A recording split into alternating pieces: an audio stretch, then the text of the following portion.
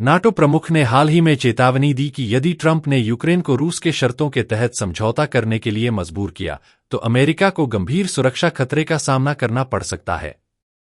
यह चेतावनी मार्क रूटे ने दी, जिन्होंने अमेरिका के राष्ट्रपति निर्वाचित डोनाल्ड ट्रंप से कहा कि रूस, चीन, उत्तर कोरिया और ईरान जैसे देश एक साथ मिलकर काम कर रहे हैं। यदि यूक्रेन ने रूस के पक्ष में समझौता किया तो यह न केवल यूरोप बल्कि अमेरिका के लिए भी एक बड़ी सुरक्षा चुनौती बन सकती है। रूटे ने फाइनेंशियल टाइम्स से कहा कि रूस के साथ ऐसा समझौता करने से इन देशों के गठबंधन को और मजबूती मिलेगी।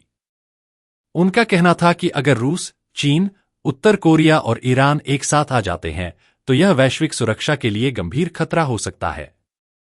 विशेषकर चीन के राष्ट्रपति शी जिनपिंग को यह सोचना शुरू हो सकता है कि अगर रूस के पक्ष में स्थिति बनी रहती है तो वह ताइवान के मामले में भी कोई बड़ा कदम उठा सकते हैं। चीन ने ताइवान को अपना हिस्सा मानते हुए उसे फिर से जोड़ने के लिए सैन्य बल का इस्तेमाल करने की धमकी दी है। रूटे ने ट्रंप से कहा, अगर रूस के साथ समझौता हुआ तो यह उत्तर कोरिया को भी और ताकत दे सकता है, जो अमेरिका के लिए एक बड़ा खतरा है। रूटे ने ट्रंप से यह भी कहा कि यदि रूस और उत्तर कोरिया की तकनीक एक दूसरे के पास जाती है तो यह दक्षिण कोरिया, जापान और अमेरिका के लिए गंभीर खतरे का कारण बन सकता है। इसके अलावा ईरान को रूस से वित्तीय मदद मिल रही है, जिससे वह हिजबुल्लाह और हमास जैसे आतंकवादी समूहों को समर्थन दे रहा है और क्षेत्रीय संघर्षों को बढ़ावा दे रहा है।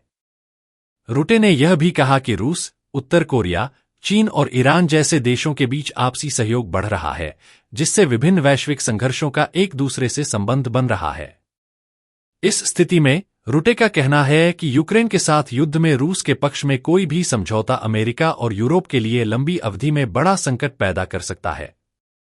नाटो प्रमुख ने यह भी कहा कि यूरोप और अमेरिका को यह सुनिश्चित करना होगा कि यूक्रेन को पर्याप्त सैन्य सहायता मिले, ताकि जब वह शांति वार्ता के लिए तैयार हो तो वह मजबूत स्थिति में हो।